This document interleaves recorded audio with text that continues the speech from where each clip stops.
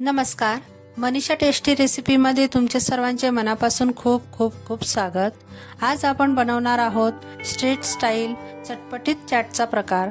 अगदी झटपट आणि चमचमीत अशी ओली भेळ जी दुपारच्या लहान भुकेसाठी एकदम पटकन बनते आणि ती लहानांपासून मोठ्यांपर्यंत सगळ्यांनाच आवडते।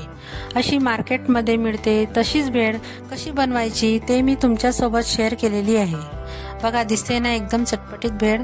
चला तर मग रेसिपीला सुरुवात करूया।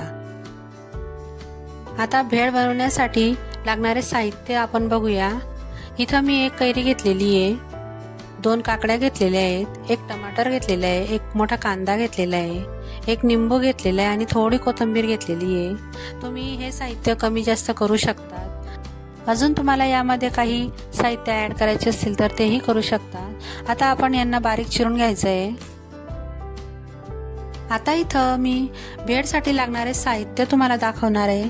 इथं मी मुरमुरे घेतलेले आहे, नंतर बारीक शेव आणि तिखट शेव आणि भाजलेलं चना डाळ घेतलेली आहे, नंतर इथं शेंगदाणे थोडेसे घेतलेले आहे आणि आपण सगळं साहित्य चिरून ठेवलेलं होतं ते घेतलेलं आहे। चला तर मग आता भेळ बनवूया। भेळसाठी मी बनवण्यासाठी इथं पातेलं घेतलेलं आहे, नंतर त्यामध्ये आता सगळे मुरमुरे मी टाकून घेणार आहे। ही मुरमुरे 3 ते 4 प्लेट बनतील एवढे मी घेतलेले आहे। एकदम कुरकुरीत असे मुरमुरे घ्यायचे। जर तुमच्याकडे मुरमुरे कुरकुरीत नसतील तर ते गॅसवर कढईमध्ये 2 ते 3 मिनिटं गरम करून घ्यायचे व थंड करून ते कुरकुरीत होतात। नंतर त्यामध्ये मी सगळं शेव टाकून घेतलेले व भाजलेली चना डाळही टाकलेली आहे। तुमच्याकडे चना डाळ नसेल तर नाही घातली तरी चालेल। आता त्यामध्ये मी बारीक चिरलेला कांदा घालून घेतलेला आहे, नंतर टोमॅटो टाकलेला आहे, नंतर इथं मी काकडी टाकून घेतलेली आहे, नंतर कैरीही मी इथं ऍड करून घेते। तुम्ही काकडी किंवा कैरी जर असेल तर टाका, नसेल तर नाही टाकले तरी काही हरकत नाही।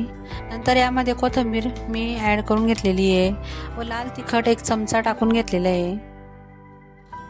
नंतर थोडेसे शेंगदाणे याच्यामध्ये टाकून घेतलेले आहे।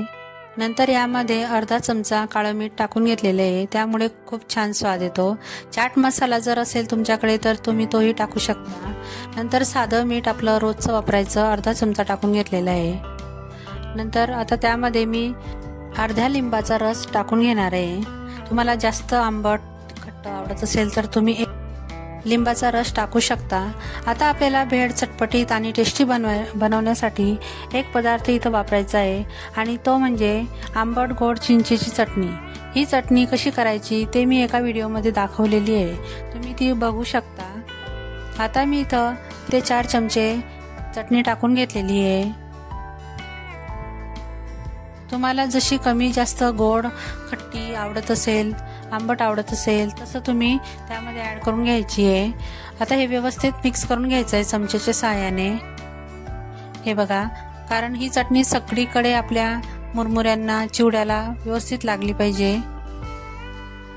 हे बघू शकता किती छान दिसतंय आपली भेळ। आता मी पातेलं असं वर खाली करून हे व्यवस्थित मिक्स करून घेणार आहे। अगदी बाहेर मार्केटमध्ये मिळते तशीच भेळ आपली दिसते आणि त्याच पद्धतीने आपणही केलेली आहे। हे बघा किती छान दिसते ना। आता तुम्ही यामध्ये अजून काही पदार्थ तुम्हाला ऍड करायचे असतील ते करू शकता। इथं पापडी तुम्ही ऍड करू शकता। आता आपण ही भेळ सर्व करून घेणार आहोत। आता इथे एक प्लेट घेतलेली मी आणि त्यावरच आता भेळ सर्व करून घेणार आहे। बघा, आपली भेळ चिकट वगैरे दिसत नाहीये, ती म्हणजे आपली चिंचेची चटणीमुळे। चिंचेच्या चटणीमुळे भेळला मस्त चव लागते, दिसायलाही अगदी सुरेख आणि मार्केटमध्ये मिळते त्यापेक्षाही छान आपली भेळ तयार होते। हे बघू शकता। आता मी त्यावर बारीक शेव टाकून घेतलेले आहे, नंतर त्यावर थोडेसे तिखट शेव टाकून घेतलेले आहे, नंतर आपण थोडासा त्यावर कांदा टाकून घेणार आहोत व नंतर बारीक चिरलेला टोमॅटो टाकून घ्यायचा आहे। या पद्धतीने तुम्हाला जे साहित्य आवडतं ते तुम्ही याच्यामध्ये ऍड करू शकता। मी यावर नंतर कोथिंबीर टाकून घेतलेली आहे। अशी लेअरवर लेअर एक एक पदार्थ टाकत जायचा, खूप छान लागते ही भेळ। नंतर त्यावर मी तिखट आंबट गोड आपली चिंचेची चटणी टाकून घेतलेली आहे। तुम्हाला जास्त टाकायची असेल तर तुम्ही अजून 2-3 चमचे त्याच्यात ॲड करू शकता। हे बघू शकता आपली एकदम छान चटपटीत अशी भेळ तयार झालेली आहे। तुम्ही यामध्ये पापडीही टाकू शकता, खूप छान टेस्ट लागते त्याची। मुलांच्या लहान भुकेसाठी आणि पटकन होणारी अशी चमचमीत चटपटीत अशी ही भेळ तयार होते।